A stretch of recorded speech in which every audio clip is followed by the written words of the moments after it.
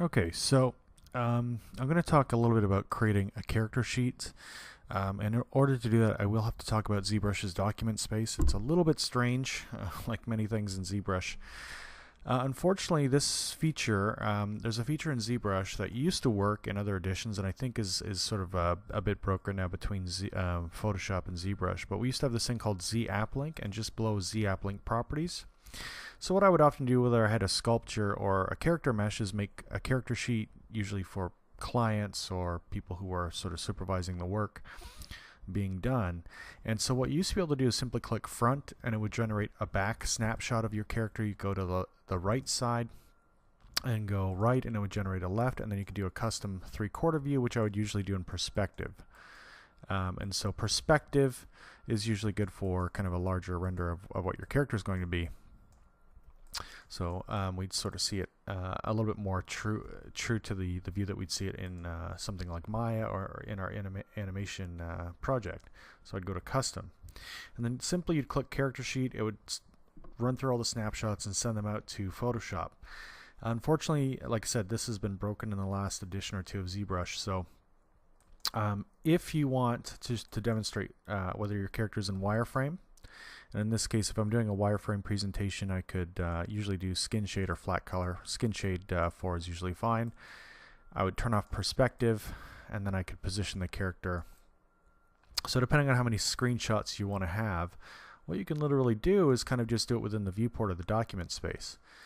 Now when I set up a document, I usually set my background color. It's usually kind of got this ugly gradient. I can set that to 0, and I would set it to my basically this is an auto fit option. It should be A size, I guess, but this is just set to W size or auto fit window size, and then you go to new document, and so it fits this kind of area of your screen. Now if you have a certain resolution output, this is the true sort of pixel resolution here. So if you needed to do a 1920 by 1080 output, I usually would enter my resolution, hit, and we can turn off this proportional option here, hit resize.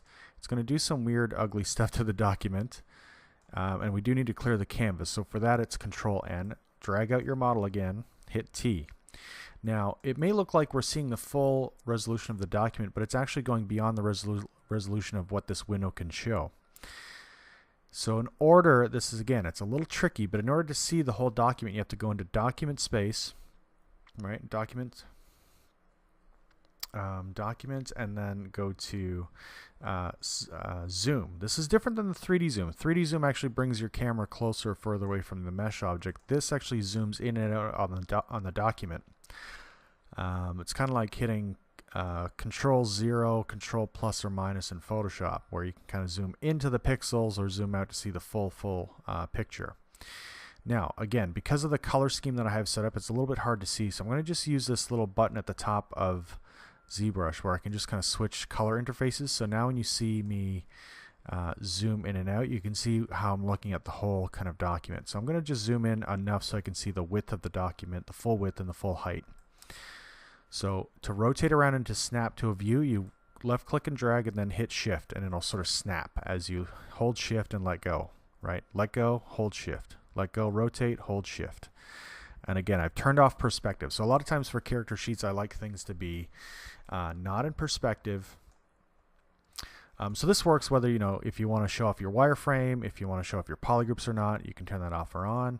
Maybe I'll turn off the fill color. So what I'll do is I'll hit Shift S, which will leave a snapshot behind on the canvas. Right? Now I can left click and drag to rotate, and then hold Shift. And then I'll Alt left click and drag to move this thing over, hit Shift S. So it leaves a snapshot behind on the canvas.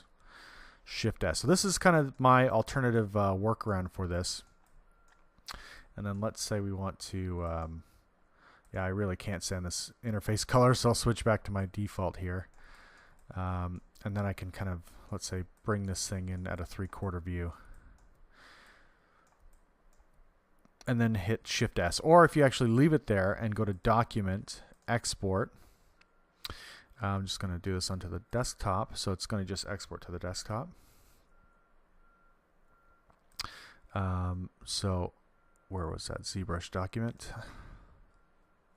Okay, so now this is basically your character sheet. And if you wanted to send more out, you could do them separately, and then photocomp them in Photoshop or whatever your favorite image editor is. So that's a good way to kind of get a basic character sheet done. You could put your poly counts down if you need to. You can put your name or the company name and stuff like that as well. So that's very useful. And then if I want to go back to sort of my default sculpting setup, so I'm just using the full pixel space, I'm going to go back to proportion, back to W size, and go new document. So it'll bring back just a full window. It won't be oversized. Something else I should mention, so this is a bit strange about ZBrush as well, is that this document, it's basically like having a Photoshop document that shows you 3D depth information. So if you're experiencing really, really slow scenes, you can sort of cheat the system a bit and say, I want to be half the resolution. So it'll resize the document, right? So I'm going to hit Control N to clear it, drag out my model again, hit T to activate edit mode.